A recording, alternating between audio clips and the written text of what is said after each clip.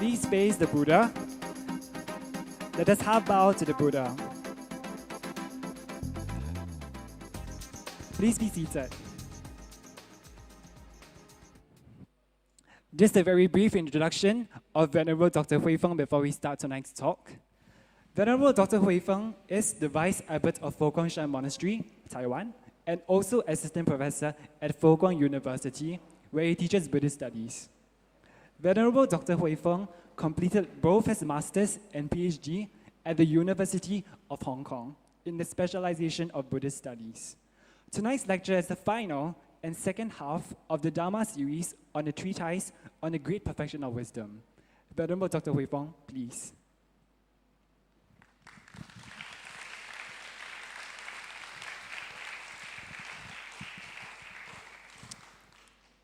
Good evening, everyone. You always play such dramatic music here. Whenever I walk in, I feel I should just jump straight from there into the seat.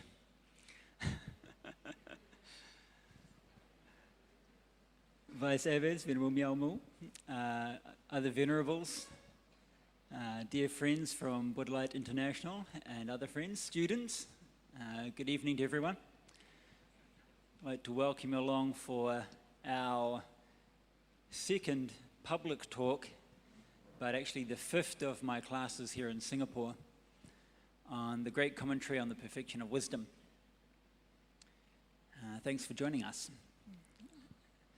Just before we start on our topic, because this is the fifth and last of a series of talks, how many of you have been with me since Tuesday? Okay, a few of you, okay. How many of you joined us last night?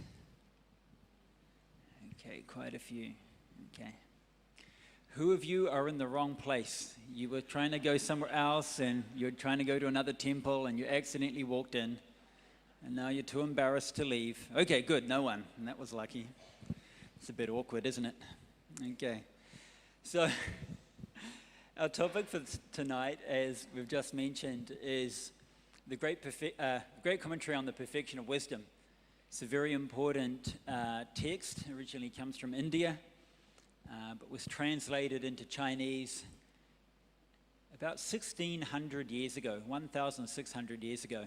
And it's had a very profound and lasting influence on Chinese Buddhism ever since. Last night, we did a very short introduction to the author of this text, Nagarjuna Bodhisattva. And I promised you that tonight we would talk instead a little bit about the translator, Kumarajiva. But the main focus of tonight's material would be on the sixth of the six perfections, which is the perfection of wisdom itself. So that's our plan for tonight. For those of you that have this is your first night with us, might be a bit of a challenge, might be a bit difficult. Do your best, give it your best shot. A lot of Buddhist thought and Buddhist teachings, it's very seldom that we understand it the first time that we hear it. A lot of the times we have to listen again and again for many, many years, or many, many lifetimes, before suddenly one day, bing, oh, that's what you mean. Okay, so, as I said earlier, as I said last night, I wanted to do something a bit more challenging for my talks here in Singapore. So I'm deliberately making it hard for you, okay? But give it your best.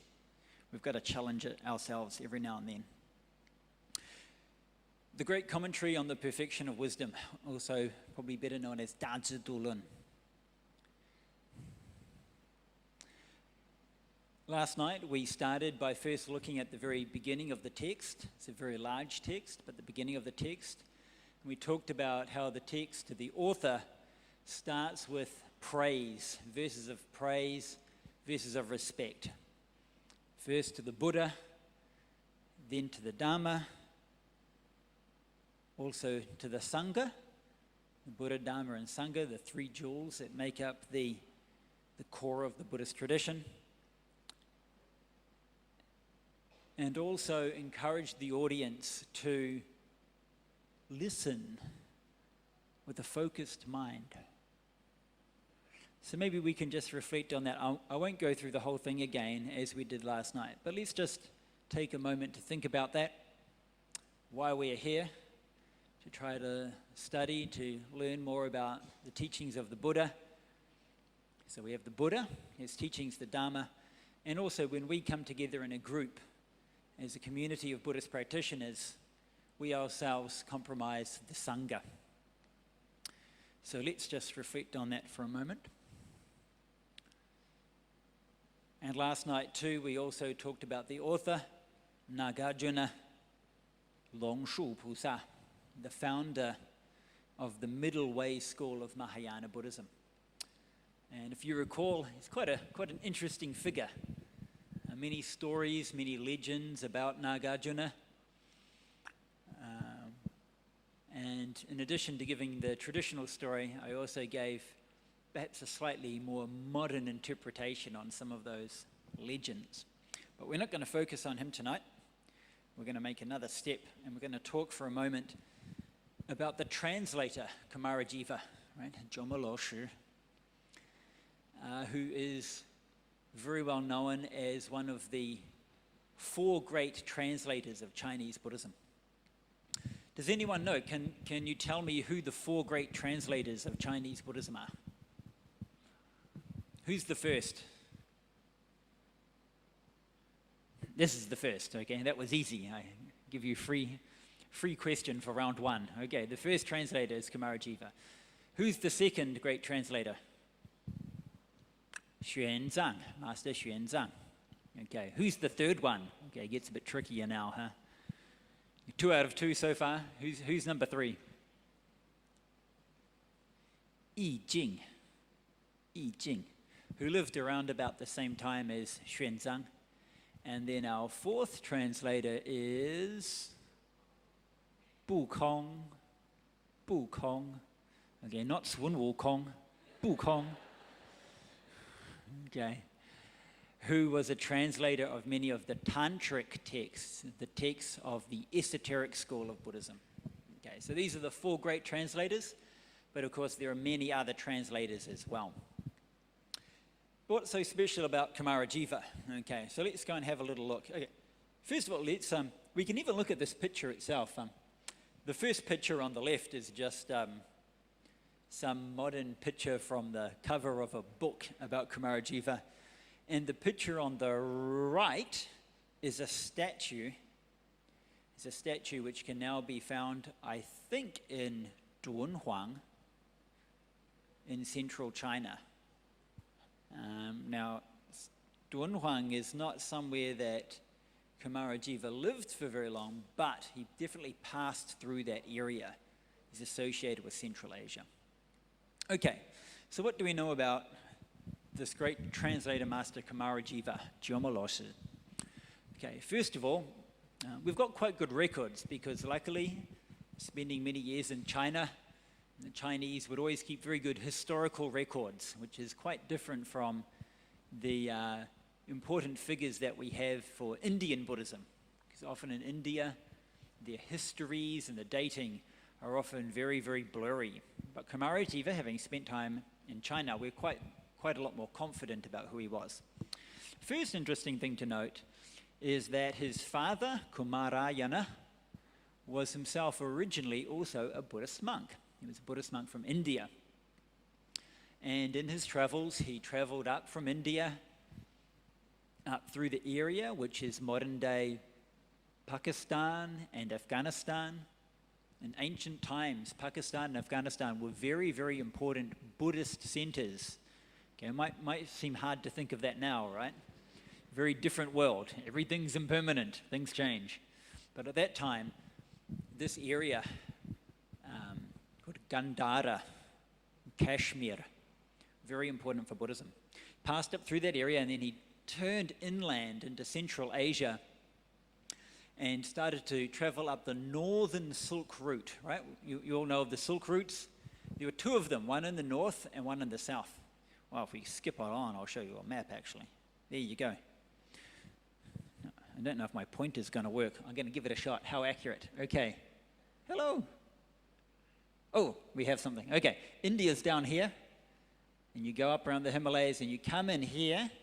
And the northern Silk Route goes up the top.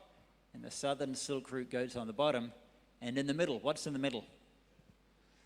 Basically a great big desert, right?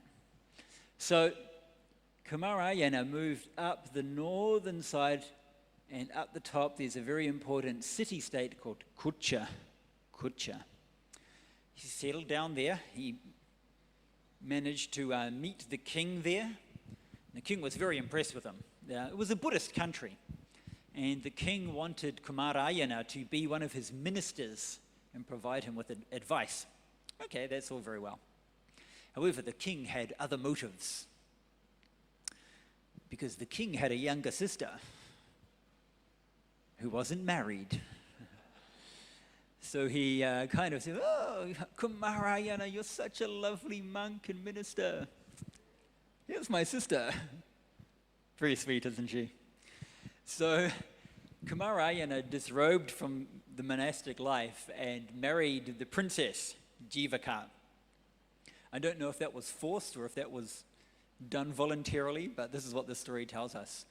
And they had a son who they named Kumara Jiva. You can see the name, right? Kumara comes from his father's name, and Jiva comes from his mother's name. However, they did not live together as a happy family, because after giving birth to the child, the mother, now the nun, the princess, she said, "Meh, I want to become a nun." So poor old Kumarayana, he quits the monkhood to have a child, and then his wife leaves him to become a nun. Okay. Cruel fate, very ironic. And she took the young son with them, and they lived and studied in some of the best monasteries and the best educational, Buddhist educational schools that they had in Central Asia at that time.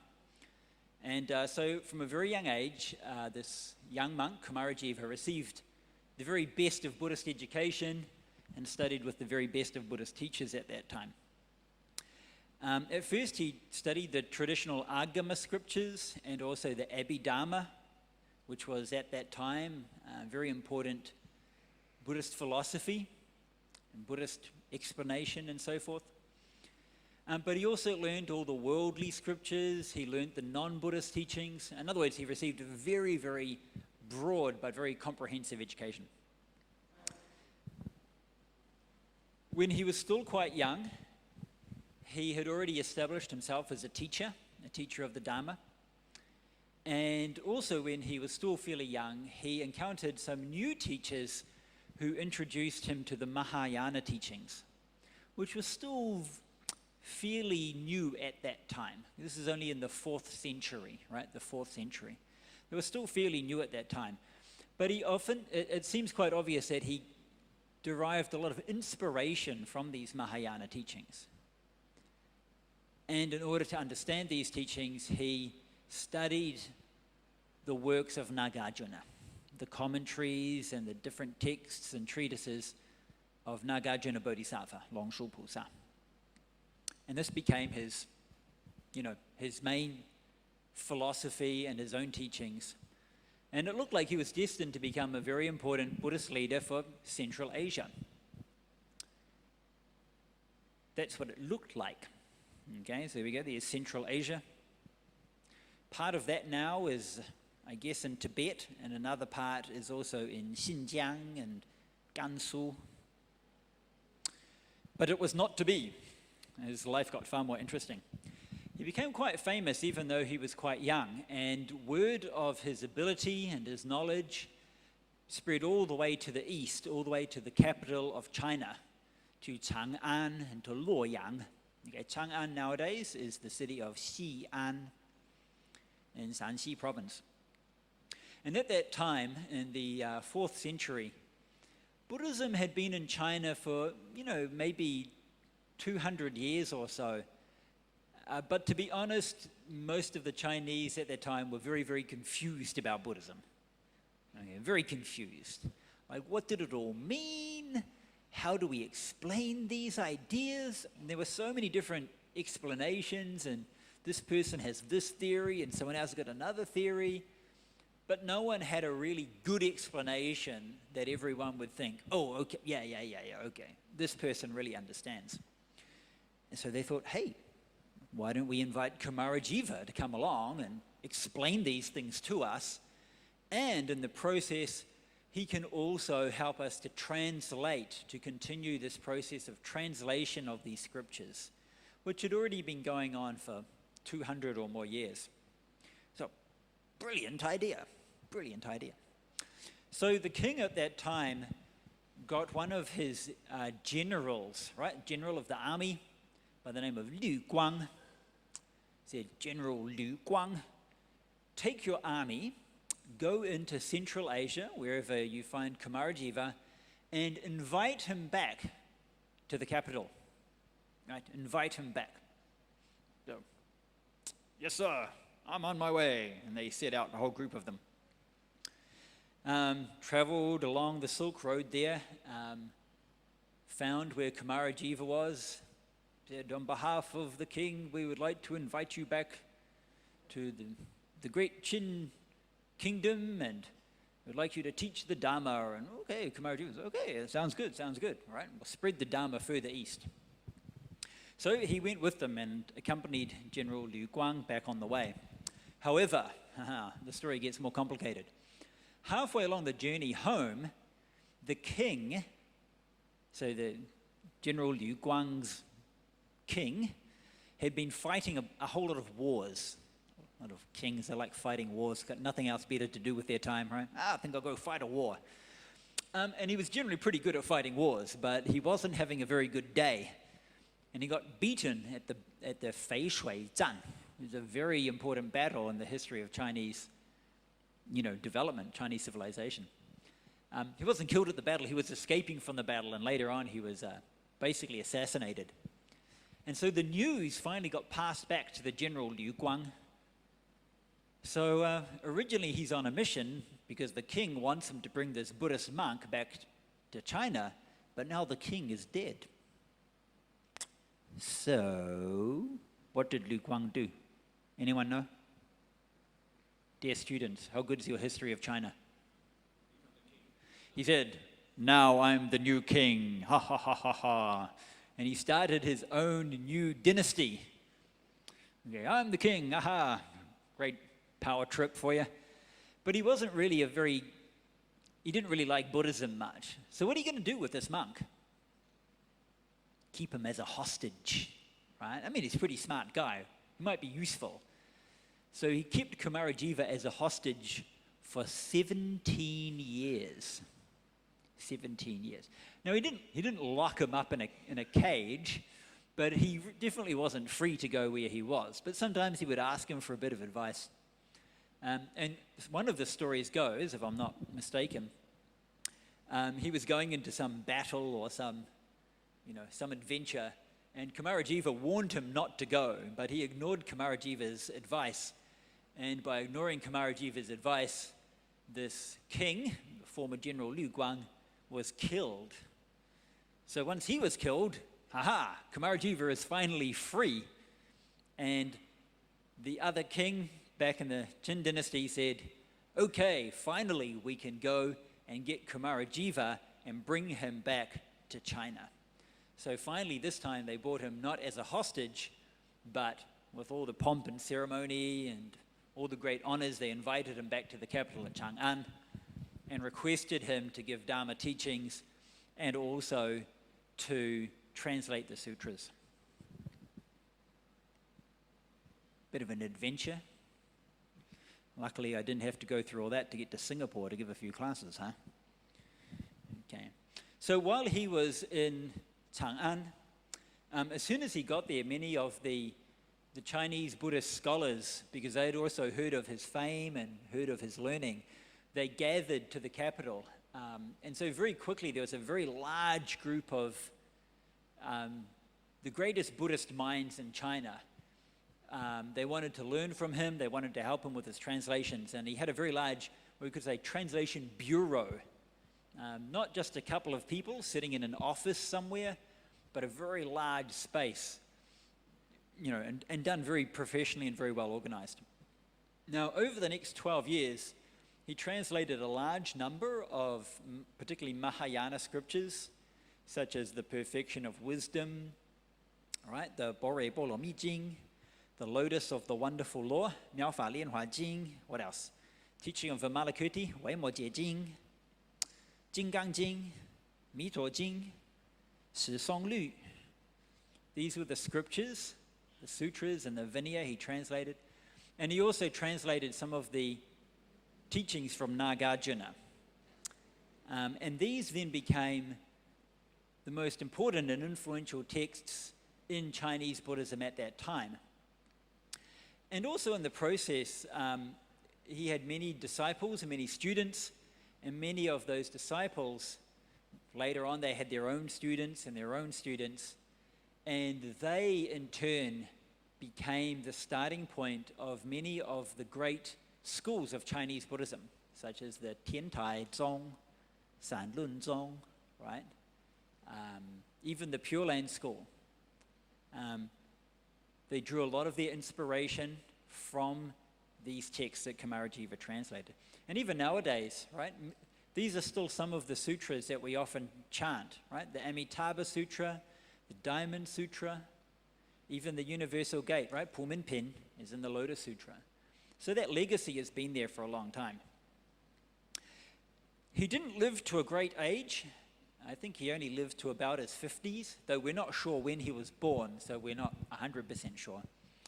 And legend has it that when he was about to die, he said, if my translations are accurate, if they truly represent the Buddha's teaching, after you cremate my body, my tongue will not be burnt.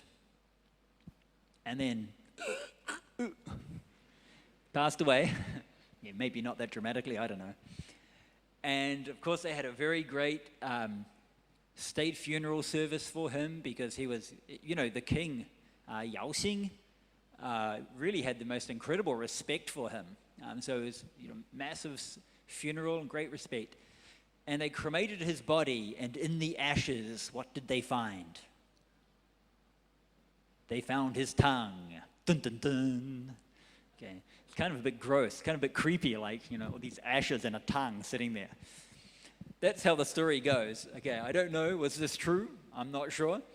But the key idea is just how well respected his understanding of the Buddha's teaching was. That his words, his translations, really represented the wisdom of the Buddha. Okay, that's our translator. Yesterday we talked about the author, sorry, my brain's not working very well today. Yesterday we talked about the author, Nagarjuna. Now we've just talked about the translator, Kumarajiva. Now also in the last few days we've talked about the other perfections, such as the perfection of generosity. We also talked about the perfection of moral discipline, which is the second perfection, like our precepts, right? The 5 precepts, the 8, 10 precepts.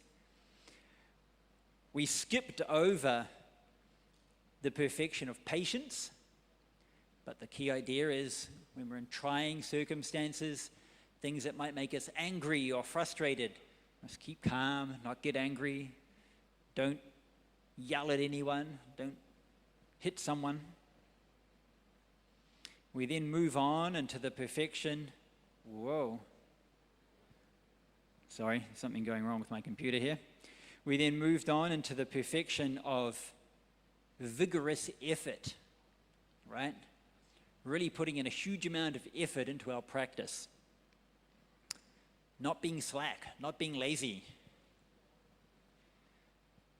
Then last night, we started to talk about the perfection of meditation, right? And can you remember, what were some of the key points that we talked about in the perfection of meditation? Okay. One of the first questions that the commentary asked was, why does the Bodhisattva practice meditation? Why do they go up into the mountains or into the forest, or why do they leave society and go and practice meditation in a quiet place? Isn't being a Bodhisattva supposed to be about compassion and helping people? So why do they go and leave society in order to practice meditation? Right? That's a very good question. Why do that? I mean, so many people need our help. There's so many things to do. So do we have the time to meditate, or should we just skip meditation time? But the commentary, so Nagarjuna Bodhisattva, gives an answer to that, an explanation. He says that, what's the basic reason? The basic reason is simply, if we are to truly help other people, right? If we are to truly help them, we need wisdom, right? It's wisdom that helps us overcome our problems. It's wisdom and understanding that helps us transcend and cross over the river to get to the other shore. So where does wisdom come from? Do we get it from reading books? Well, I mean, you might get a bit of wisdom from reading some books. Do we get it from, I don't know, is there like a wisdom pill? We can like take some, wisdom pill, wisdom drink, smart drinks. Don't they have smart drinks? $10 a bottle. You become like wise? No. The main source of wisdom comes from this meditation, right? It comes from meditation.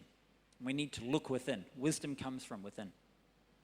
So in the explanation of wisdom, the sutra says, as you can see here in the green, it's through being neither mentally distracted nor indulging of enjoyment that one should perfect the perfection of wisdom, right?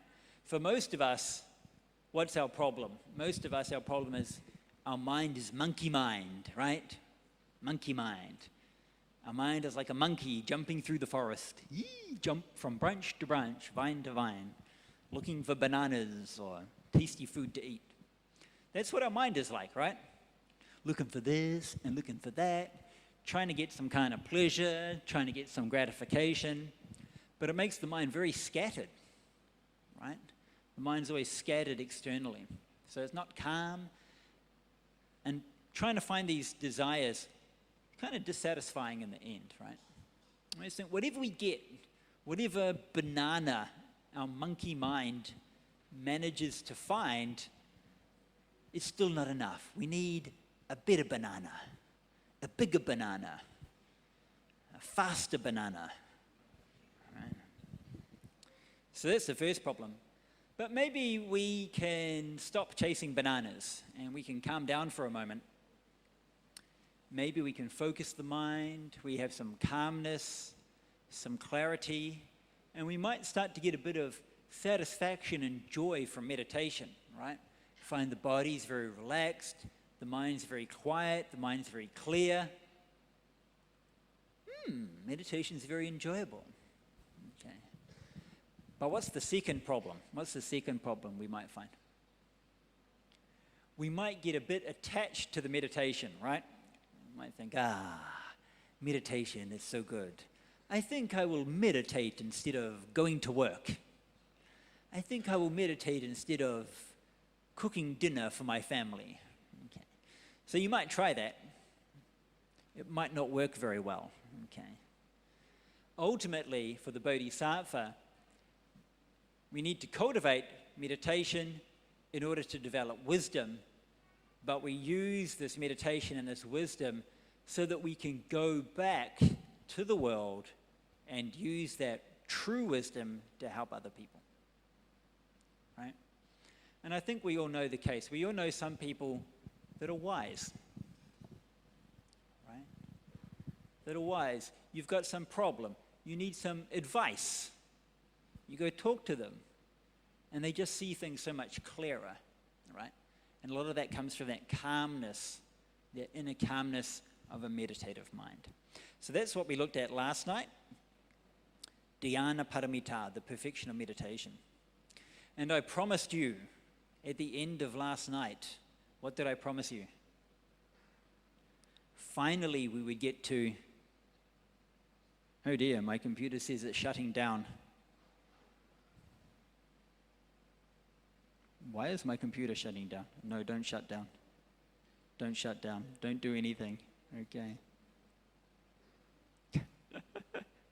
Computer's got its own monkey mind. Okay, where were we? Hello, computer. I promised you that finally tonight we would get to the perfection of wisdom.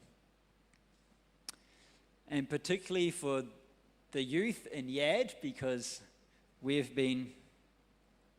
I'm sorry, my computer still doesn't want to do what I want it to do.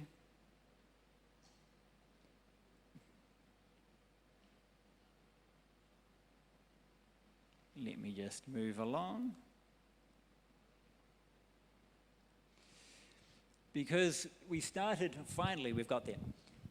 We started with the first perfection, which is giving and generosity. Giving and generosity, it's a virtue, it's a virtuous type of behavior. Taking things that we have and sharing them with others, giving them to others when they need them, doing that with a sense of respect, with a mind of compassion. It's a very good deed. Likewise too,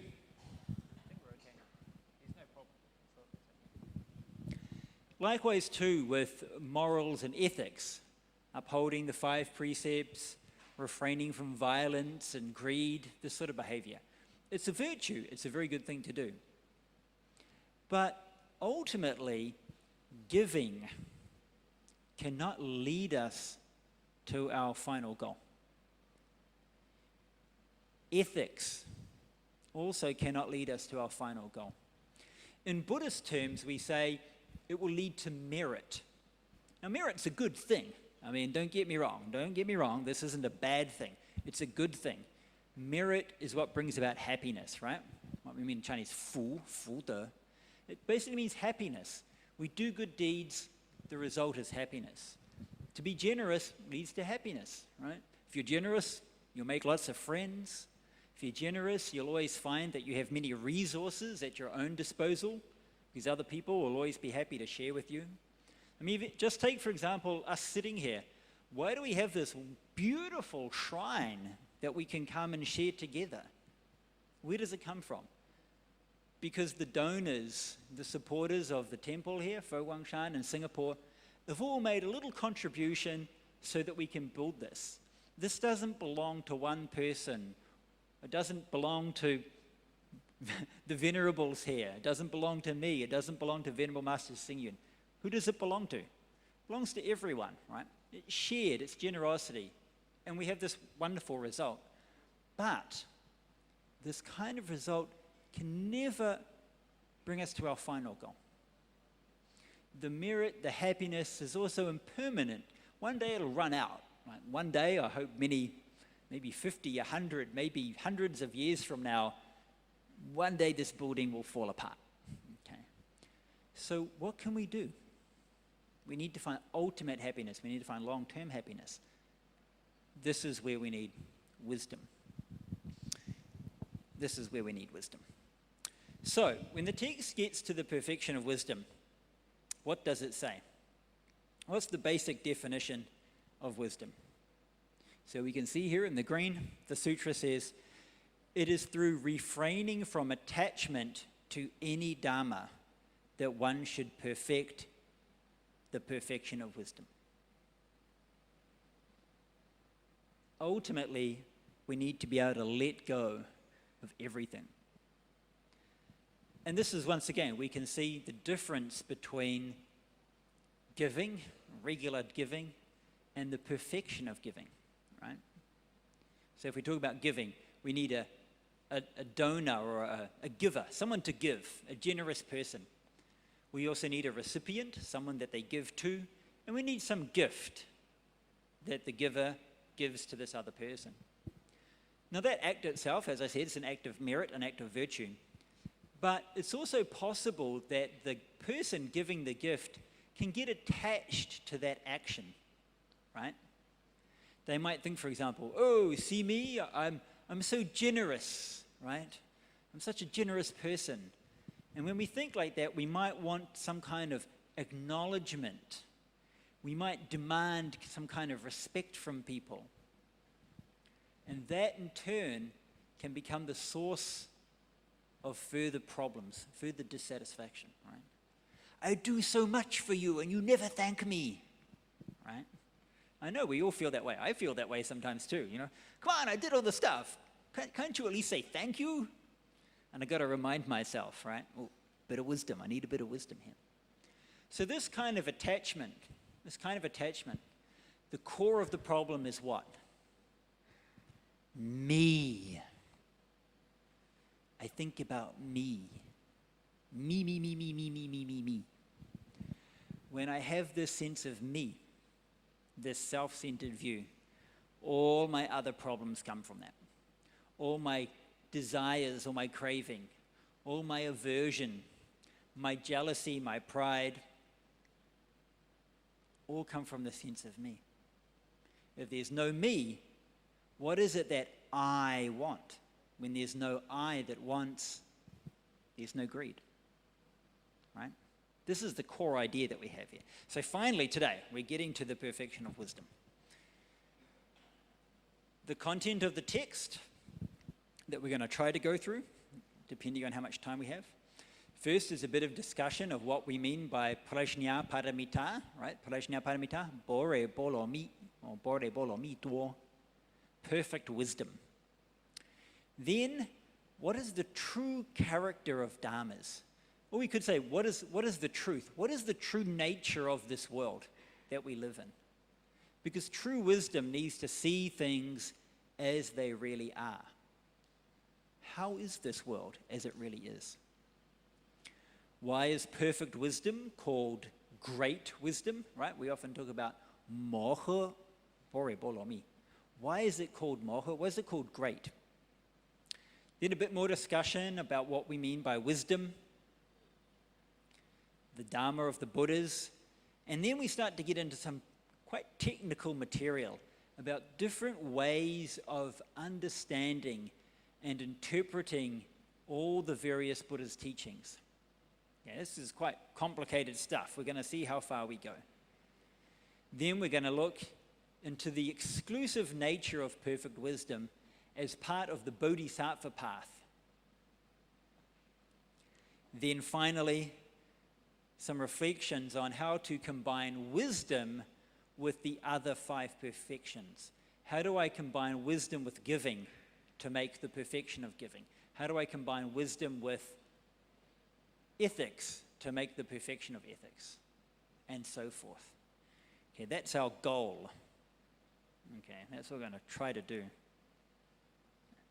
I don't think we'll finish it, but it'll give you people an excuse to have some more classes later on, right? If I finish everything tonight, then next week there's nothing to do. Okay. So the first question, what is meant by prajna paramita? What is meant by the perfection of wisdom? The answer from Nagarjuna: all bodhisattvas, from the time of first bringing forth the resolve to realize enlightenment, seek to gain the knowledge of all modes. In the interim period, that wisdom which truly knows, in accordance with reality, the true character of things is what qualifies as the perfection of wisdom. Right, so the Bodhisattva path. When does the Bodhisattva path begin? Any of you taken Bodhisattva precepts? Sure, there must be a few of you here.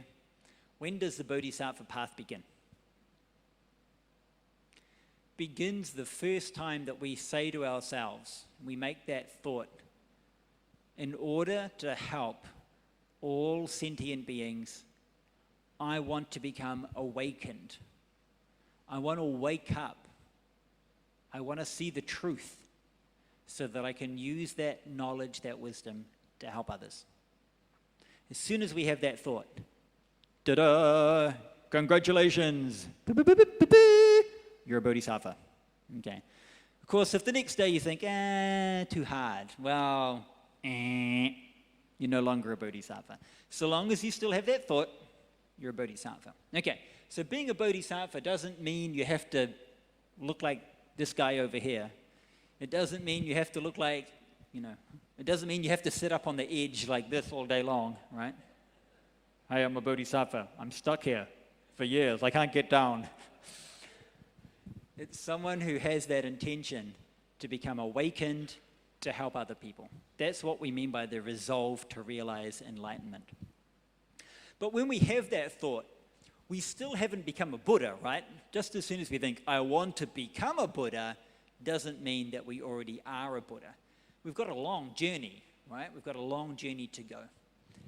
In between, from that thought up until the moment that we become a Buddha, one day we're sitting under a Bodhi tree. I don't know, you might want to sit under an apple tree don't sit under a coconut tree or a durian. It's kind of like dangerous, right? You might like wake up when the durian hits you on the Singaporean Buddha at midnight under the durian tree. Yeah.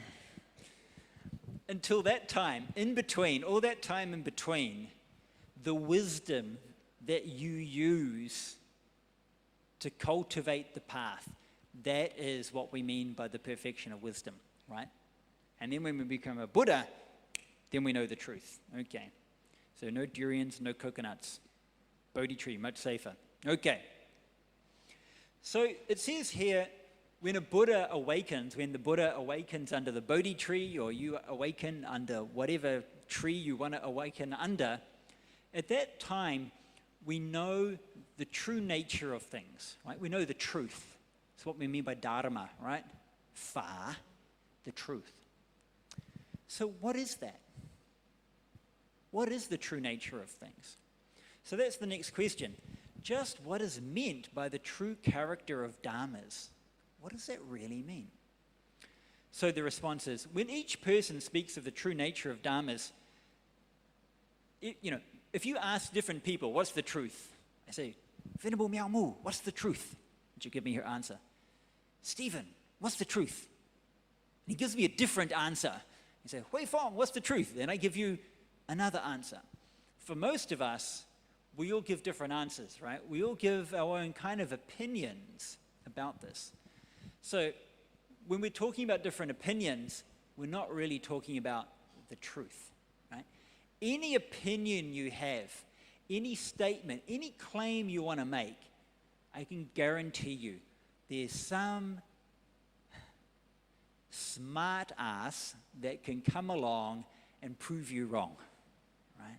There's always someone who's always so clever. They can come along and say, no, it's not. That's not the truth. And give you a totally different answer. The truth is something that cannot be refuted, right? That's kind of what we mean by the truth. So what is that? What is that truth that cannot be refuted?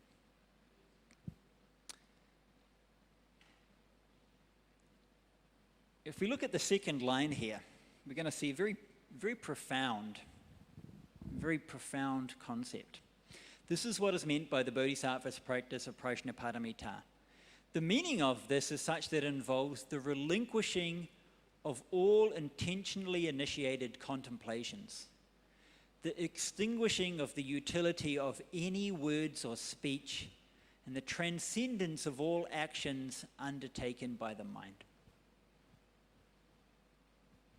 Usually when we think about the truth, we think about the truth. Yeah? We think maybe the truth is something for a philosophy class, or maybe something we can find in some books. All these things use words and language. They all use concepts, but concepts are like a lens, like a frame through which we see the world. Yeah? We do this all the time. Even if I say, look at the Buddha, I want you to see the Buddha. The Buddha is truth. Okay, look at that. Look at that Buddha. What do you see? And you'll start to have all sorts of concepts, right? Oh, it's the Buddha. It's a lovely big jade Buddha. It's very tall. Looks very Zhuangyan, right? Da-da-da. We have all these thoughts.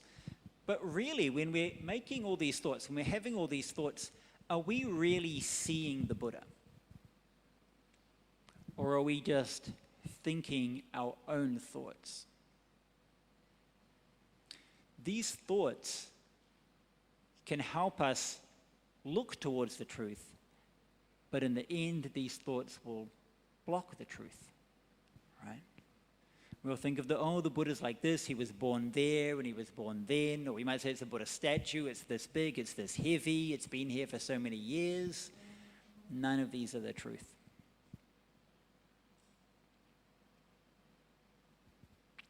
This is a very profound idea. It's a very profound idea. The perfection of wisdom is then described in some verses. These verses are written by a disciple of Nagarjuna, one of his students. Some very profound verses. Now, once again, in English translation, they're not very poetic. But if you go and read the Chinese, or if you can read Sanskrit, they're very, very lovely. But we see this idea emphasized. The perfection of wisdom, prajna paramita, the reality of Dharma without distortion. Having removed ideation, conceptualization, and perception, having also ceased all ways of speech and language. Like empty space, untainted, freed from conceptual proliferation, and freed from language. If one is able to contemplate in this way, that itself is a vision of the Buddhas. Our thoughts, our very concepts themselves distort the truth. When we talk about concepts and these thoughts, we think that we're understanding what those things are. But the problem is, behind all these thoughts, we have a very, very, very big problem. What's that problem? Me. I am the problem. Every thought I think takes me as the center of the world. When I see this Buddha, I see what this Buddha is with relation to me. When I see this shrine hall, I see what it means to me. When I see you, I only see you with what you mean to me. I cannot see you for what you truly are. Right? This is what we mean by how our thoughts and our concepts distort the truth. Okay, now the verses here continue on for quite a bit. There's quite a lot of detail. One of my favorite lines is here. I've just taken a couple of selections. One of my favorite lines is here because it's a paradox if you look on the left. If one does not see wisdom, that is bondage. If you do not see wisdom. If a person does see wisdom, that is also bondage. Whoa, just a second. What did you just say? If I see wisdom, if I do not have wisdom, if I do not see wisdom, okay, that's bondage, that makes sense. But if I do see wisdom, that's also bondage? That's a contradiction. What does that mean? It continues, if a person sees wisdom, that is attainment of liberation. If we do not see wisdom, that too is attainment of liberation. Even wisdom itself, right? We say wisdom means freeing ourselves from these concepts. And so we think, oh, I understand wisdom. Wisdom means freeing myself from concepts. But the very thought, wisdom is freedom from self-centered concepts, is another self-centered concept. Even the very concept of wisdom is itself bondage. Okay, it's getting pretty serious stuff here. Okay. Text then continues on and talks a little bit about why the perfection of wisdom is called great. We often talk about, we don't just talk about bore bolo mi, we might say moho bore bolo mi. And the key reason is pretty simple. It's because wisdom is the perfection that ties together the other 5 perfections. Another metaphor this is that the 5 perfections of giving and morality and patience and vigor and meditation are like 5 blind people. They have no eyes. They have arms and legs, right?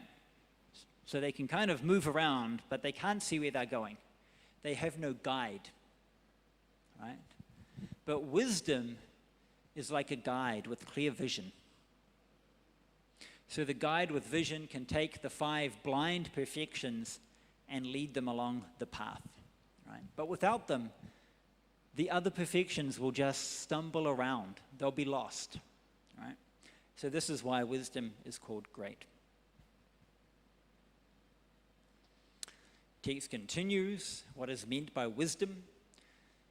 And it gives a bit of discussion about the different forms of wisdom. Often, I think we make a bit of a mistake. In Chinese, for example, we might talk about 智慧 and also 般若. And often we'll think of them as being 2 different things, right? I mean, like even nowadays, they call this like a 智慧手机, right? A wise phone. Okay. Now, it's a smartphone, right? We might just talk about 智慧 as being like intelligence, right? Being intelligent, 聪明, that kind of idea. But if we talk about 般若, we say, oh, that's like very profound wisdom. Actually, it's the same word. Okay, it's just the same word. But when we translate that into Chinese, then it's 智慧. But when we don't translate it, then it's 般若. But originally, it's the same term. So originally, the word by itself means all different types of knowledge, even mundane knowledge. If you know, I don't know, if you know how to operate a computer, you know how to drive a car, that is actually a type of prajna. But it's just a very worldly type of prajna. But that's still included in what we're talking about here. We need these basic stuff. We need worldly wisdom first of all. But then we can develop further and we can talk about the differences between the wisdom of the disciples of the Buddha, like the Arahants, Shariputra, Subhuti. We can talk about the wisdom of the Pratyeka Buddhas, right, 比之佛, but also the wisdom of the Bodhisattvas as well. Okay. Now, if you're curious, anyone know what this is? Hello, my pointer isn't working very well. That picture, that green circle, anyone know what that is?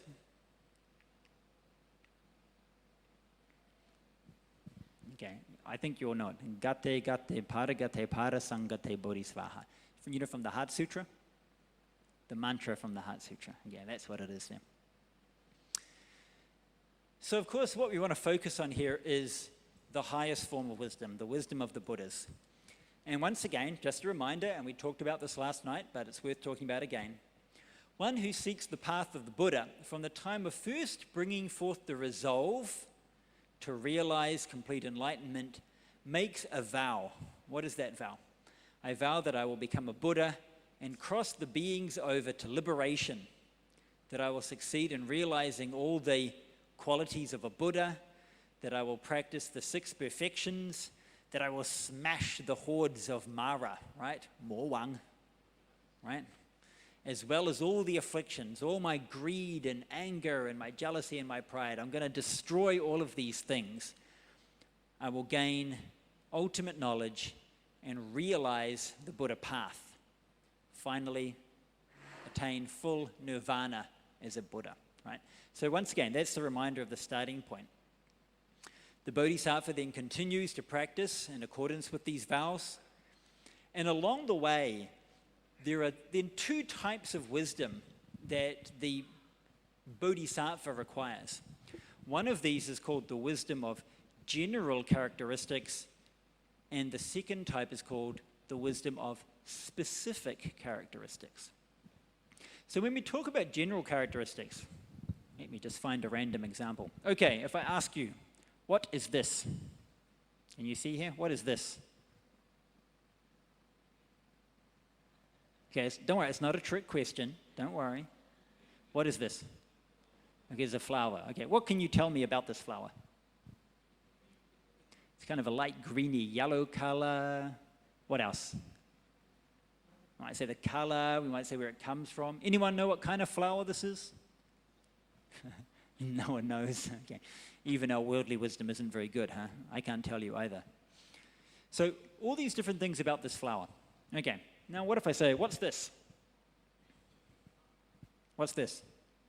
It's a cup. What's it made out of? Stainless steel. Okay. Are the characteristics of this cup the same as the characteristics of this flower? Is this a flower? No. Okay, why? Because it's a cup. Okay. So these are some of the specific characteristics, right? A cup is different from a flower. It's different from a Buddha. It's different from a feeling of happiness, right? These are all different things. So the first thing is we need to know all these different things in the world, right?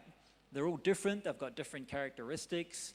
We might talk about animal, mineral, vegetable, mental. We might talk about different types of animals. We might talk about different colors, different sounds, all these different things of the world.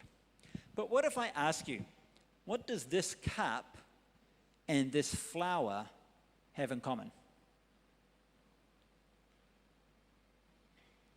You're all, huh? What does this cup and this flower have in common? They're all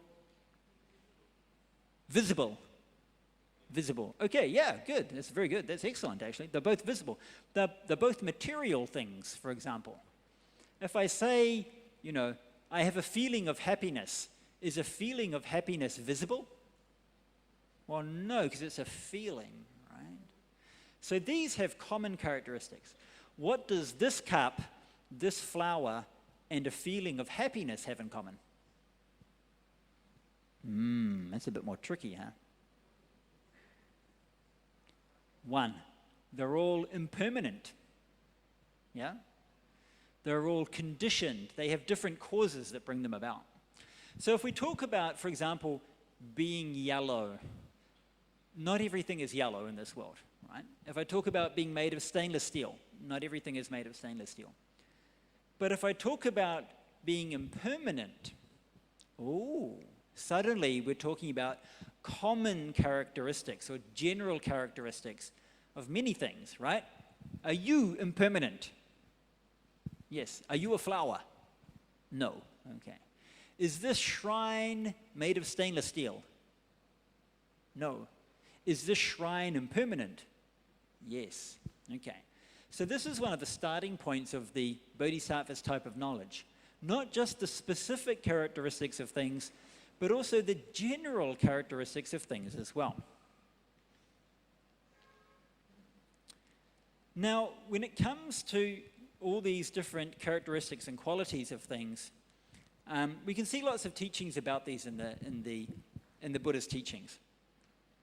But unfortunately, in the Buddha's teachings, sometimes we see things that may seem to be contradictory.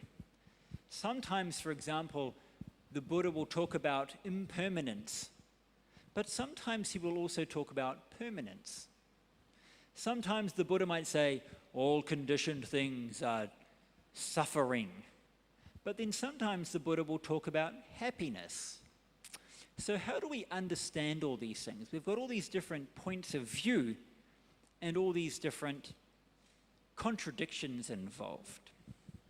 Now, let's share a little story. We haven't had many stories so far tonight, huh? Stories make the talk go down a bit easier, huh? Okay.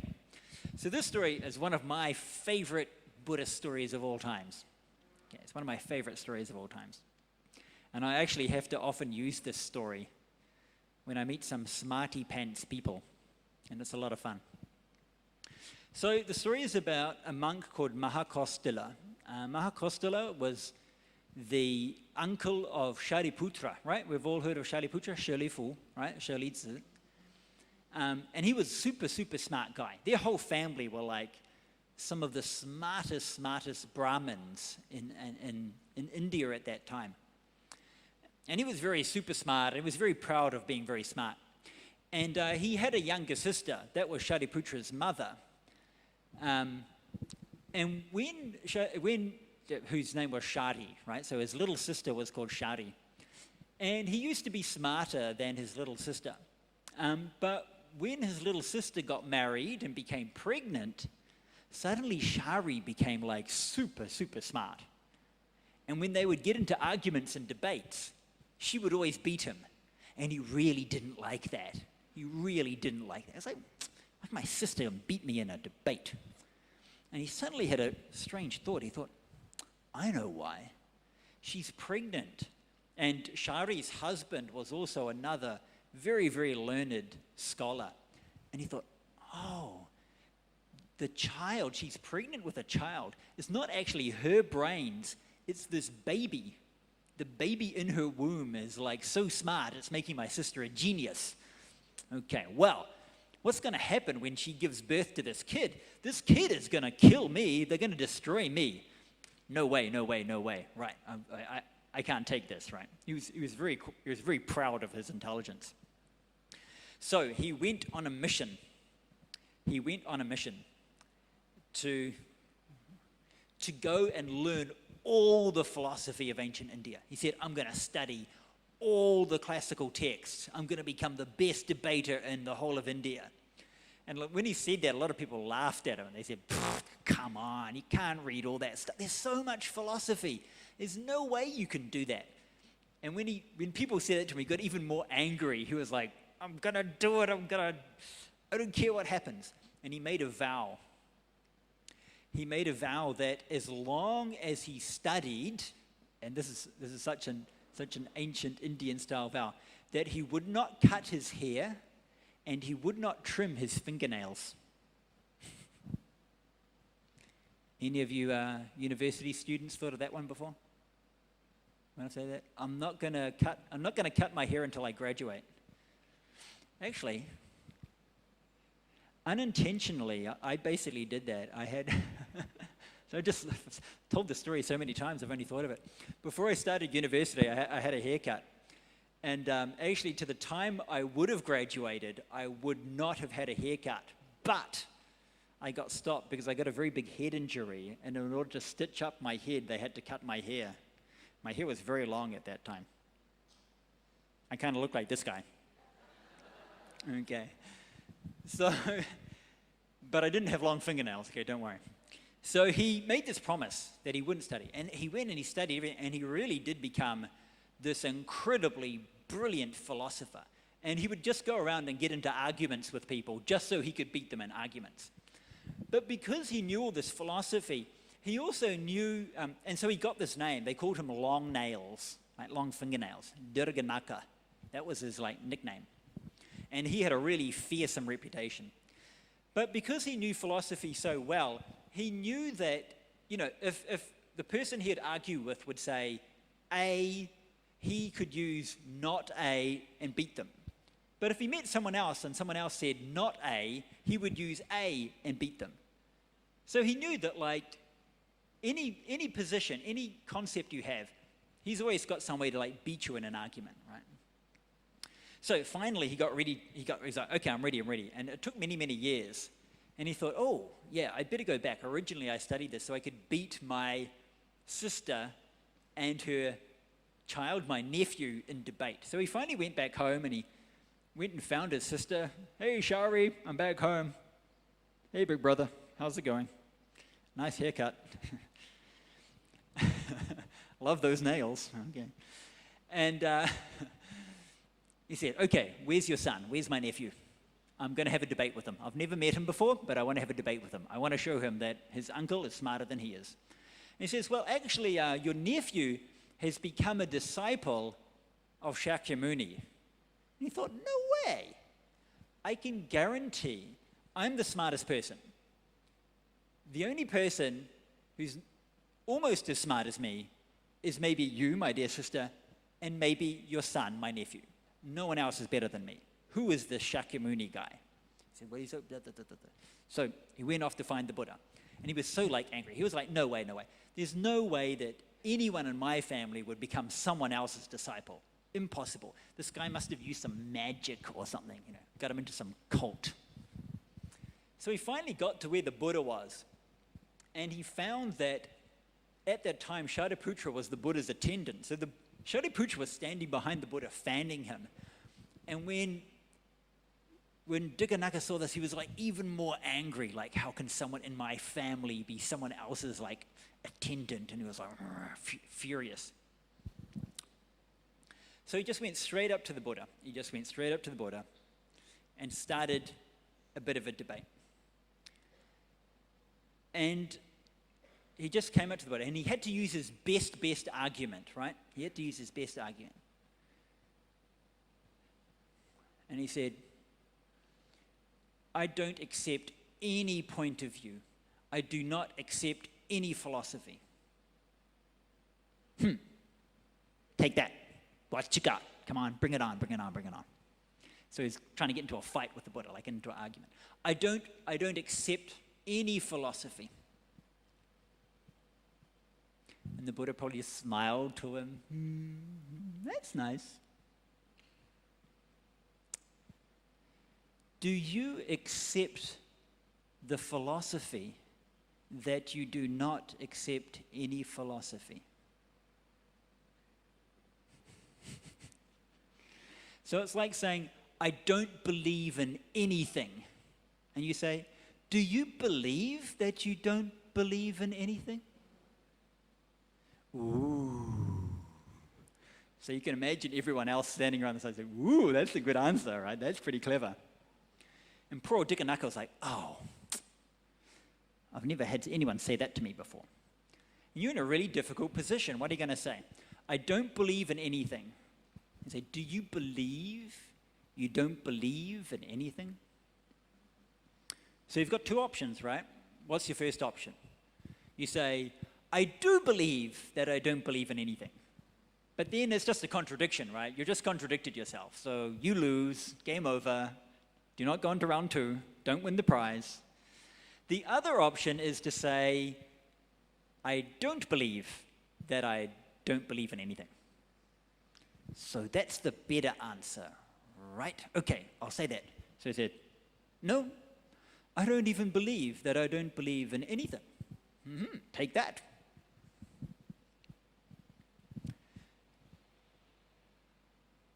The Buddha just looked at him and said, other people also don't believe that they don't believe in anything. So what makes you think you're so special?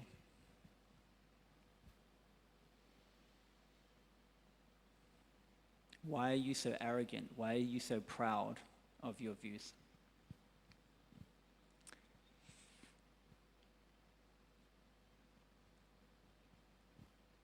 Dighanakha was looking for a debate. He was looking for a philosophical debate. He says one thing, somebody else says something else. You counter-argue, you make some argument, you argue backwards and forwards. But he'd forgotten the root behind all this. Why do we get into arguments in the first place? Why do we get into arguments? When somebody says something, did you know that the sun rises in the east? No, it doesn't. It rises in the west. No, it's in the east. West, east, west, east, west. I'm right. No, you're wrong. I'm right. No, you're wrong. Why do we get into these debates? Is it because we really want to know the truth, or we want to be right? Yeah. We always want to be right. Me. The sense of me. The sense of pride behind all these debates and arguments that we had. And the Buddha didn't fall for this game. If the Buddha himself was into arguing just to win, so the Buddha can go, I win, I'm the Buddha, yeah, I beat you, you lose, then there would be a big debate, and they could debate for hours. But the Buddha wasn't interested in that. He just wants to show him, there's your ego. Why do you have this conceit? And it was so obvious. There was nowhere he could hide. There was nowhere he could hide. He reflected on himself and realized, yep, I can have all the arguments I like, but ultimately, I still have this pride. And that pride is a heavy burden, right? It's a heavy burden to carry that sense that you've got to win every argument. It's tiring, it's exhausting. He'd been doing it for a long time, but when he met the Buddha didn't gloat over him. The Buddha didn't go, I win, I'm the best, I'm the Buddha. He said in a very compassionate way, why are you then so proud? And he could feel that compassion of the Buddha. And it was like a turning point for him. He was like, you're right, I gotta give this up. Mahakostala also became a disciple of the Buddha, along with his nephew, Shariputra, and later on he also became an arahant. Though he was still a very good debater, he was still incredibly sharp, incredibly learned, but he never continued to debate just to win. He never continued to debate just so that he could show that he was best. I really like this story, because maybe I'm a bit too much like Mahakostala. I always want to win. I always want to win the argument. I always want to show that I'm smarter than everyone else. Now, Mahakostala had learned all these different teachings, right? And so many different philosophies and different schools of thought. They can say so many different things. So even in the Buddha's own teachings, there's all these different systems. And so there's a question to be faced. How do we interpret all these different teachings of the Buddha? How do we make sense out of those? So, and as the text says, upon hearing all these different explanations, one without wisdom would be of the opinion that they are perverse and erroneous, or they're contradictory. One who is wise, however, enters the three types of gateways to the Dharma, and in contemplating all the teachings of the Buddha, finds that they are genuine and not contradictory. Okay? The Buddha didn't contradict himself. He didn't say one thing one day and the opposite the other. But we need to be able to understand how to resolve superficial contradictions. So the three gateways are known as the Pitaka gateway, the Abhidharma gateway, and the emptiness gateway. And then the text goes in and talks in more detail about these three traditions of explanation. Now, I'm not going to go through all this now, but I definitely think it's worth mentioning, particularly for those of you that really like to do some good, serious Dharma study, right? The moment, for example, I'm teaching at Fo-Guang University, and often, mainly the MA students, less for the undergraduate students, but a lot of the MA students find, there's so many teachings. How do I make sense out of all this? And so I also like to show them some of the Buddhism's own methods for interpreting Buddhist scripture. It's his own methods of interpreting. It's known as hermeneutics. But if we learn some of those techniques, they can be really, really helpful for giving us tools in order to interpret and understand the scriptures. So the first one of these is known as the Pitaka. And this is kind of a method whereby scripture might mention a few different points, but this gives us a tool to be able to flesh out all the other points. Like, for example, if I say form is emptiness and emptiness is form, I also need to know that sensation is emptiness and emptiness is sensation, and perceptions are also emptiness, our emotions and also our consciousness, these are also emptiness. So the text might give us a little starting point, but we know how to fill in all the blanks, right? Because a lot of scriptures are like that. The second method is the Abhidharma system. And this is a method mainly of analysis, breaking up different phenomena into different things. It's a bit like what we just mentioned. If I say the flower and the cup, right? These are both types of material form, right? So is the table, so is the book, etc. In addition to material form, we also have mental things, right? States within our own mind. They're not physical, they're mental states. These mental states can be further analyzed, right? We can have sensations, we can have perceptions, we can have different emotions, Different emotions can also be further analyzed. Some emotions are wholesome: compassion, wisdom, sympathy, generosity. But some emotions are very negative and destructive: anger, jealousy, pride. So the Abhidharma system is a system of analysis of different phenomena that lets us see things on a much more detailed level. Now, modern times, of course, we have science. Science is very good at analyzing the material world, but in terms of analyzing the inner subjective world of our mind and our emotions and our thoughts, I think Buddhism really still has a huge contribution that it can make in this area. And as I talked about the last time I was in Singapore, when we were talking about Buddhist psychology, most of my ideas that I talked about came from the Abhidharma teachings here, right? So this is another means. But the most important means for this text is what is known as the emptiness gateway. The emptiness gateway. Understanding that the world is empty. So, what do we have here in our text? As for the emptiness gateway, it refers to two types of emptiness. One is the emptiness of living beings. The second is the emptiness of phenomena, right? 众生空, 法空, these two types. So what do we mean by the first one? The first is what's used to talk about as the emptiness of beings. He gives some examples from some scriptures here. Starts by talking about when the things of this, we ourselves as living beings are made up of different components. We're made up of our physical body. We're also made up of our mental parts, right? Let's look at our physical body. This physical body is impermanent. It's going to change, right? It's subject to change and decay from the time when we're born. We grow up and mature. We grow old and we die. But even in that process, our physical body, all the cells in our body are constantly being replaced, right? That's why we need to eat food, because our cells are dying, constantly being replaced.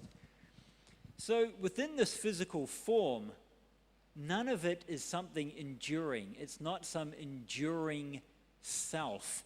It's not some enduring me, not some enduring I. We often have that thought, for example, right? If we take out maybe one day we're looking in a photo album, we're looking at some baby photos. Your mother goes, "Oh, look, this is when you were a little baby." Right? That might have been many years ago. Might have been 20 years ago. It might have been 40, 60 years ago. And we look at that picture and go, that was me when I was a baby. So the question is, so what does that mean? What is the same about that baby and you now? So this is my question for you. What is the same about that baby me and me today when we look at this physical body? Well, I say, well, it looks like me, right? It looks like me. Yeah, it's got the same basic face. Get a bit older, a few more wrinkles, right? But really, what's happened to this physical body along the way? Right? It's constantly changing. It's constantly changing. If you looked at someone's baby photos and you looked at their photos when they were 80 years old, they might not even look quite the same, right? They might change a lot in that process. Somehow we have the sense that it's the same me, right? It's the same me that hasn't changed in all this time. And why do we think that way? I think one of the reasons is we always are with our body, right? Every morning you wake up, you look in the mirror, and guess what? It's me looking at me in the mirror. There might be a point at one day as we grow older and mature, you might look in the mirror and you might actually see your father. It's like, oh my, Buddha, I disappeared and I'm looking at my father in the mirror. Or for ladies, you might see your mother. Okay, it's not really seeing your mother.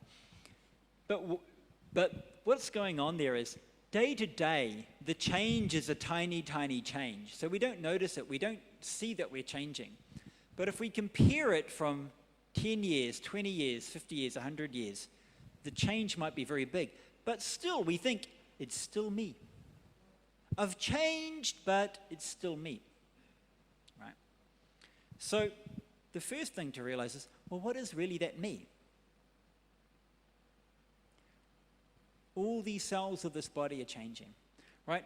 And likewise too, right? So likewise too for the other parts of us. So when we look within our own body, when we look within our own mind, we see that, as the text says, there is herein no self, no person, no spiritual soul. We think that there's something enduring and permanent and unchanging. That is what we mean by a self, right? Now, in Chinese, we use the term 我, but, when we use the term 我, it's just kind of a very general term. But in the philosophical sense, it means something unchanging, something permanent.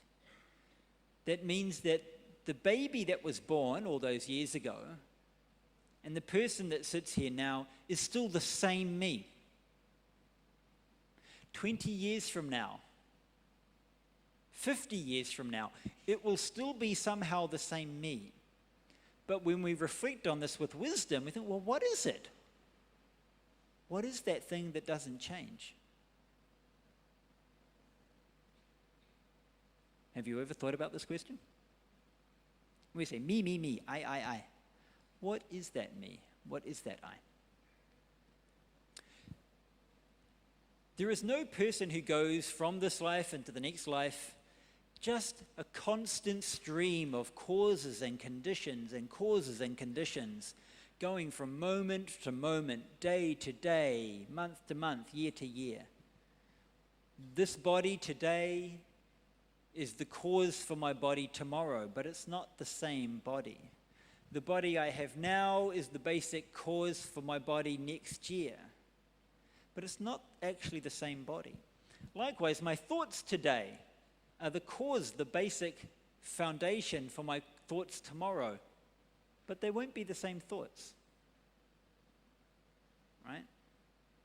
Even the thoughts that you had when you started this talk and the thoughts when you leave this thought, hopefully, will be just a little bit different. Why?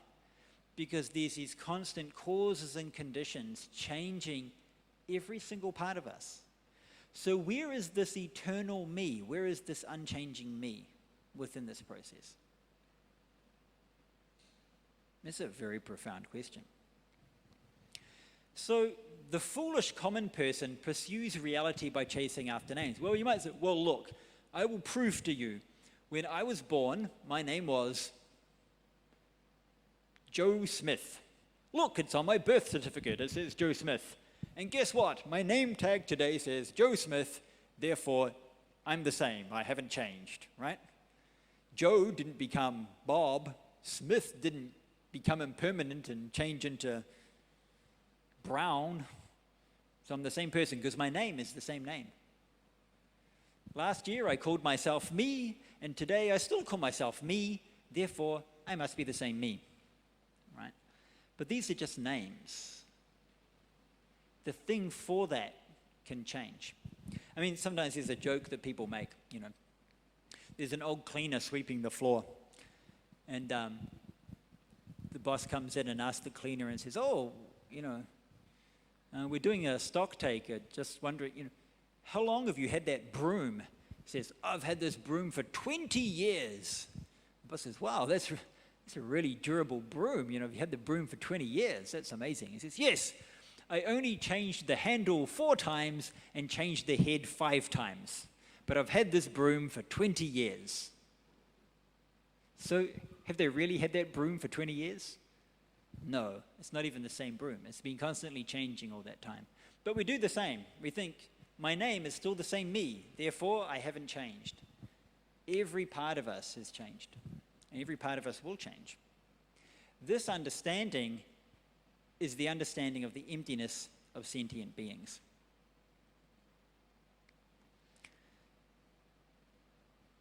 The gate of emptiness also talks about another form, which is the emptiness of dharmas.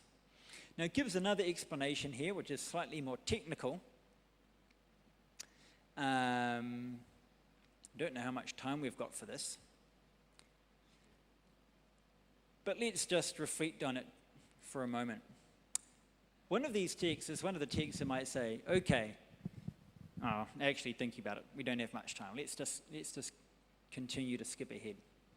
So we might in turn reflect, we might say, well, okay, maybe within this body and all these thoughts, all these things themselves are constantly changing.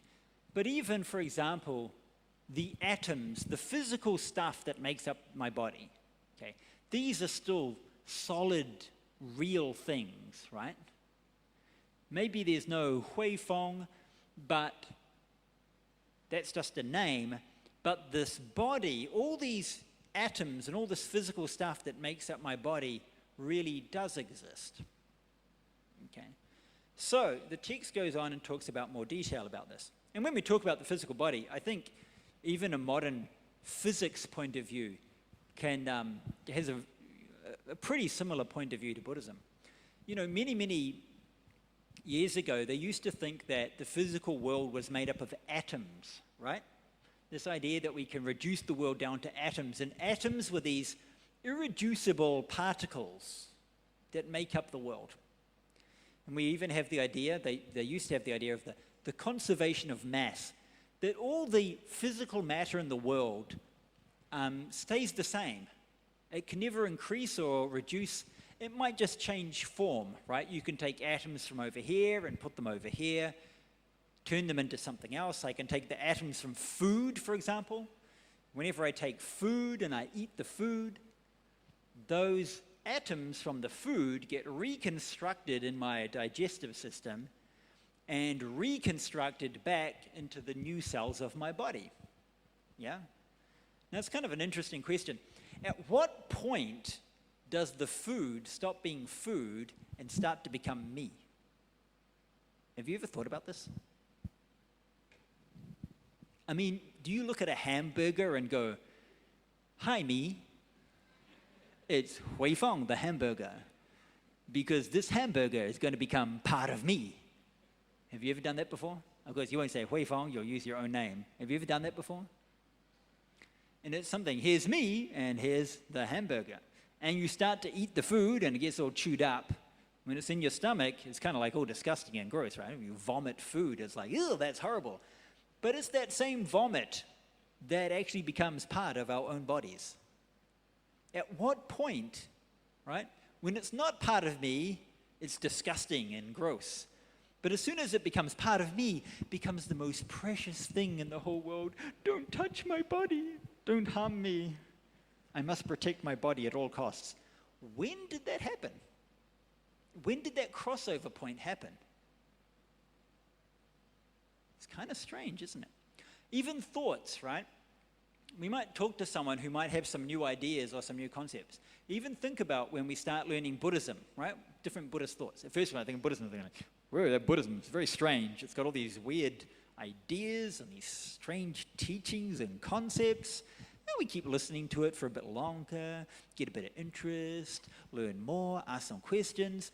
The next thing we know, we're telling other people about Buddhism. At what point did these become someone else's thoughts, alien, not me, foreign to me, and then they suddenly become my thoughts? And they're the most precious thoughts. You can't criticize. These are my beliefs. How dare you criticize my beliefs and my opinions? The next thing we know, they become the most precious things to us because we think they belong to me. So even these thoughts themselves are not solid things.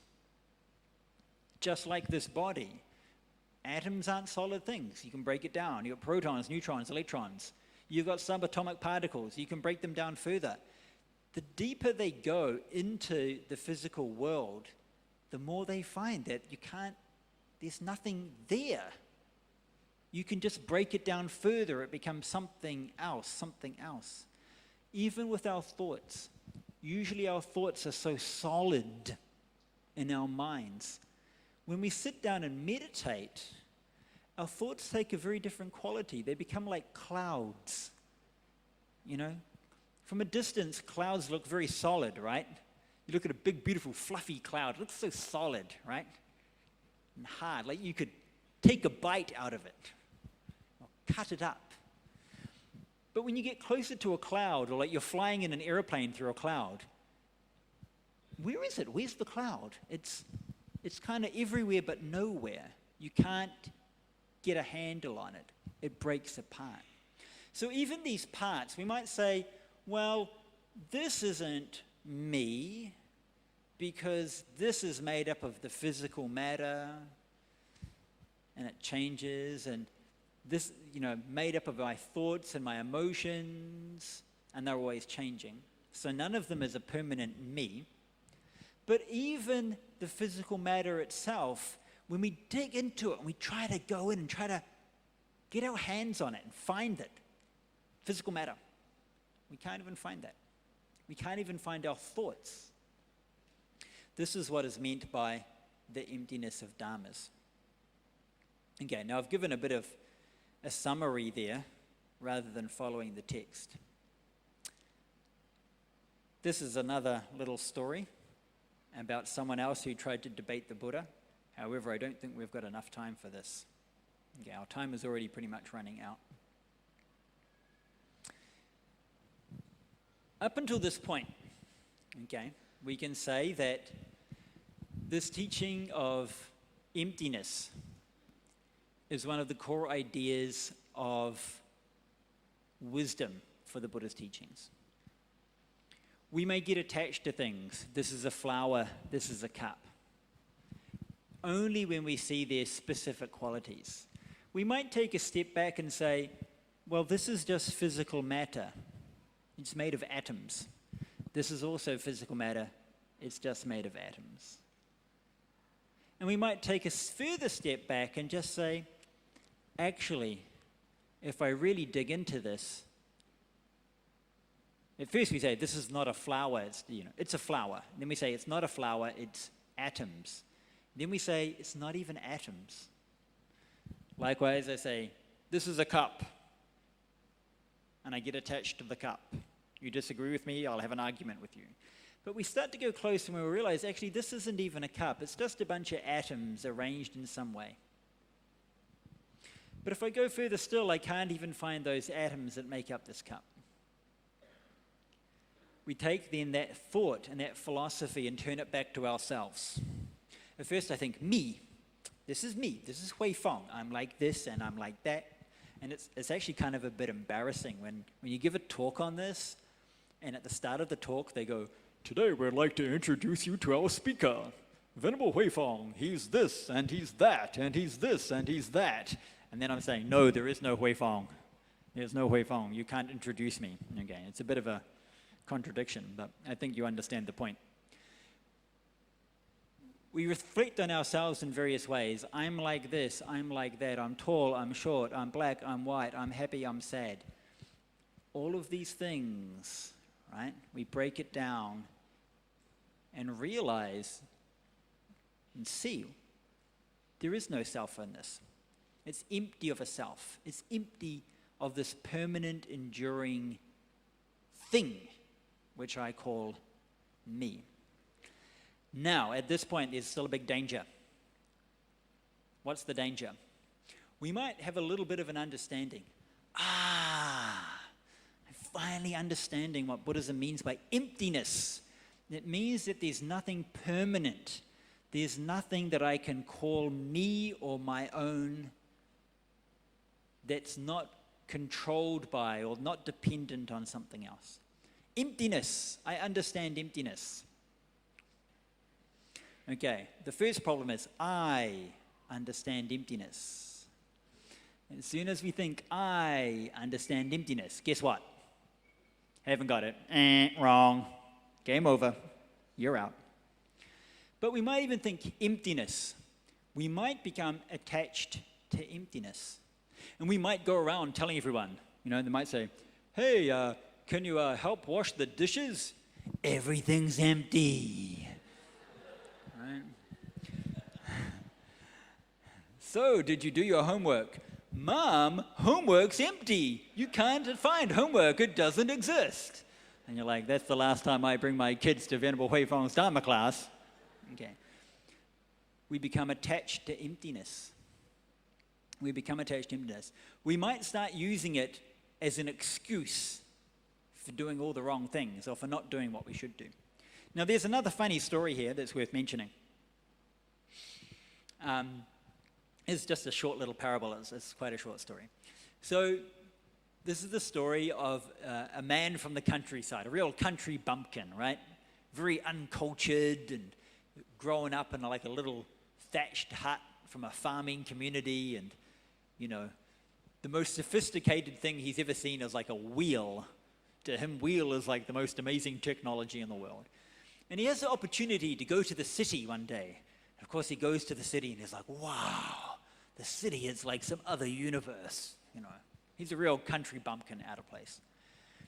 And he somehow manages to get invited to the home of some wealthy and sophisticated man from the city. And as they're preparing the food, and he goes into the kitchen, and he sees that they're adding some salt into the food.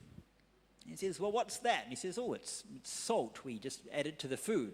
What does it do? Well, it enhances the flavor. Yeah, try some. I know they have some delicious, salty tofu or some vegetables or something. And he tastes it and he says, this is absolutely delicious. He's never eaten salt before, right? He's never eaten salt before. Everything he's eaten is so bland. So he says, it's delicious. Wow, salt added to food is delicious. Well, if you add salt to food and the food becomes delicious, imagine what salt tastes like. Salt must be the most amazing flavor in the world. So he reaches over and he grabs the salt shaker and pours the salt into his mouth. Salt, salt, salt, salt, salt. What happens? Oh my God, I'm coughing and give me some water. He turns to the rich man. He said, you said this was delicious. He said, I didn't say it was delicious. You stupid man, you stupid fool. You just add a little bit of salt to the dishes on your plate and it will become delicious. You don't go around eating raw salt.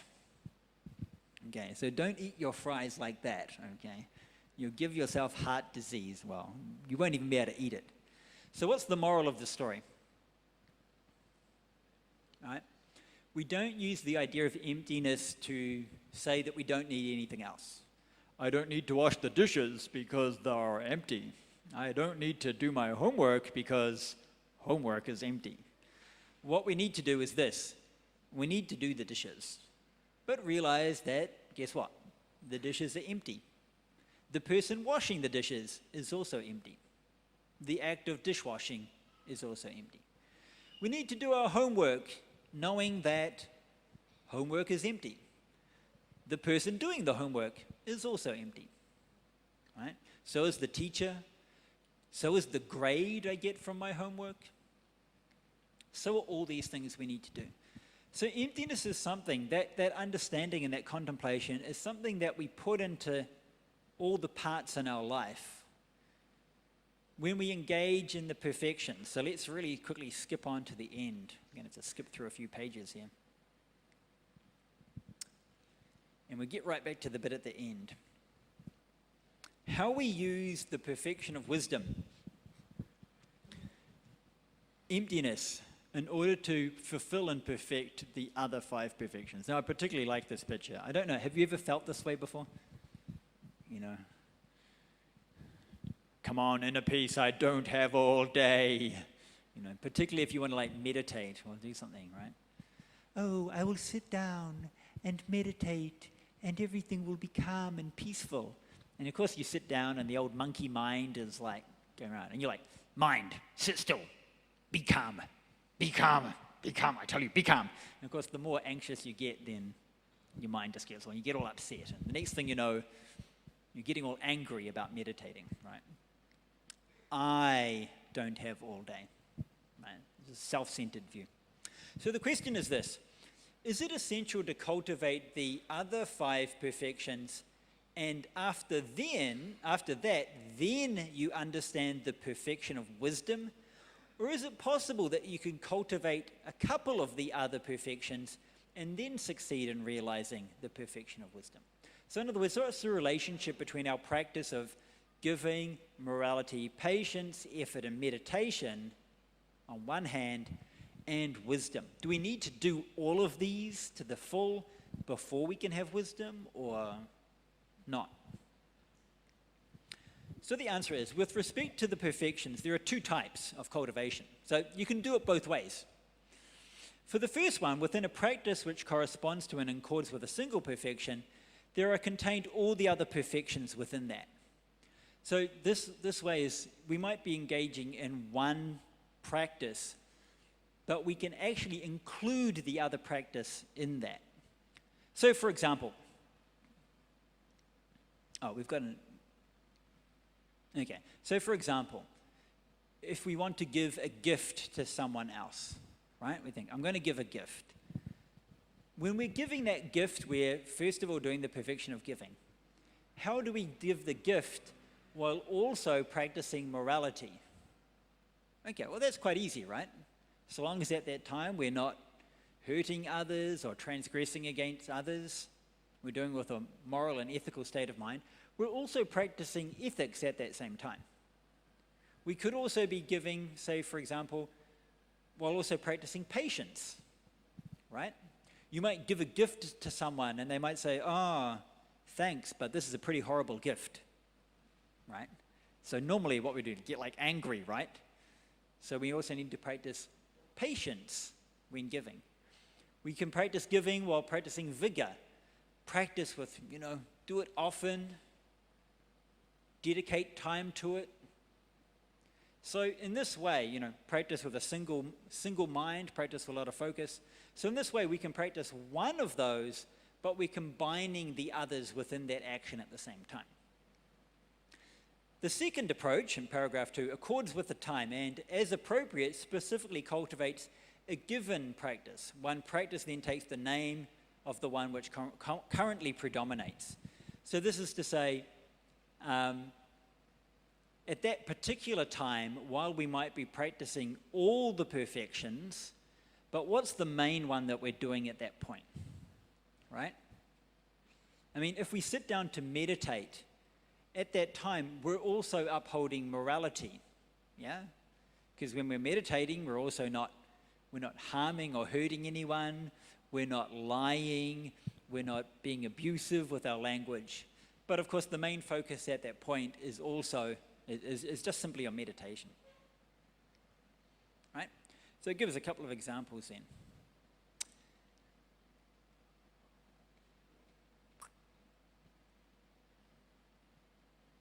But ultimately, the key point is the same, right? With whatever of these virtuous actions that we're engaging in, right? Any virtuous deed, the core thing is this wisdom, this insight.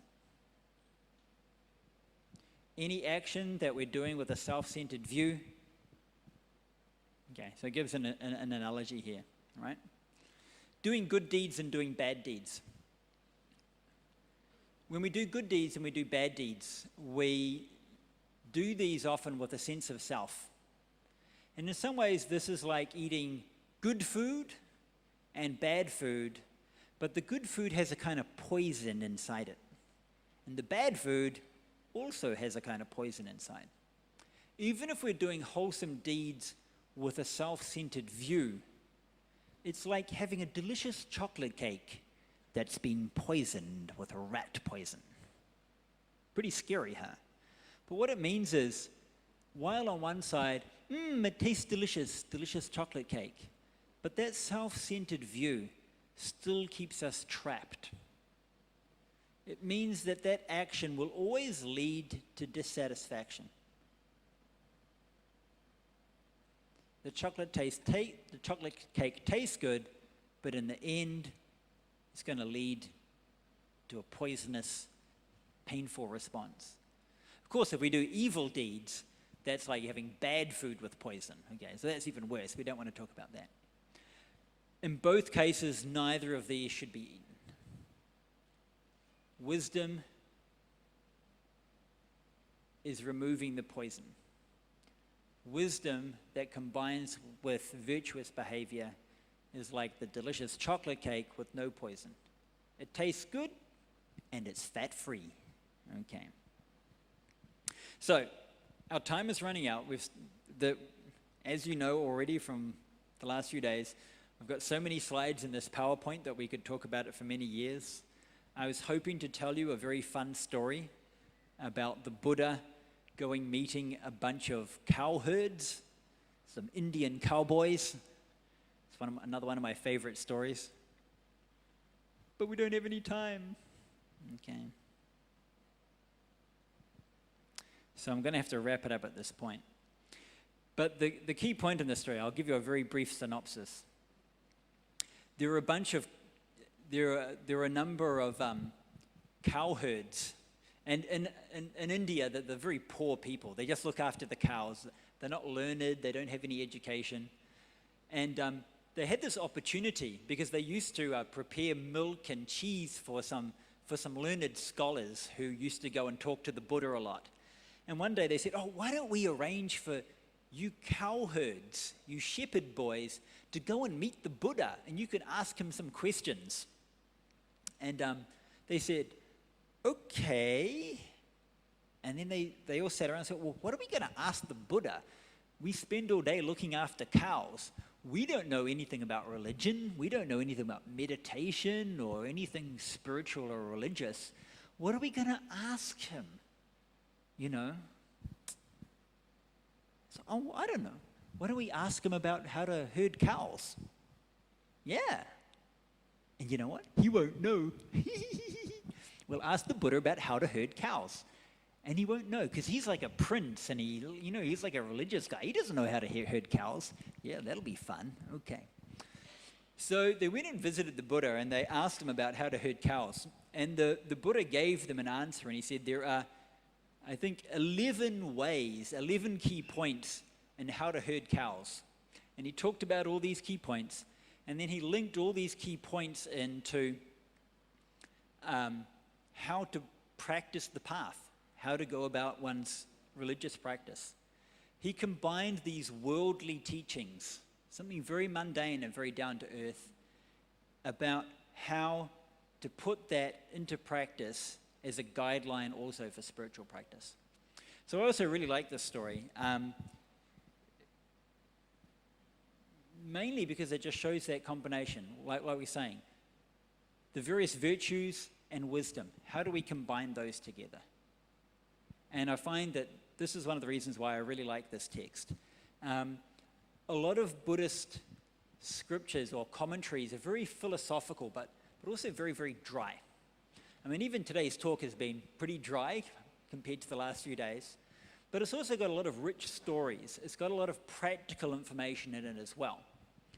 And it kind of threads together the philosophy with the practical things into a very unique text.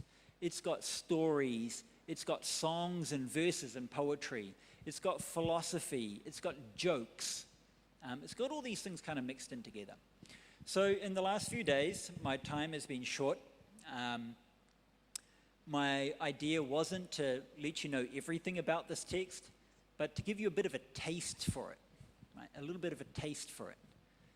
Let you know, get to know the author, Bodhisattva Nagarjuna, very famous and extremely important person for Mahayana Buddhism, and also the translator, Kumarajiva, very influential for so many of the scriptures we have in Chinese Buddhism. But also just to give you a little bit of a taste for some of this material. And I'd hope, I don't know if it's possible, but maybe if someone wants to lead the way, maybe you could start a study group on this text. Just pick and choose what you want to cover. Now, we've got a good Chinese version in the Foguang Canon, and that's really easy to use because it's well punctuated. You can get a digital version or a paper version. Set yourself up a study group.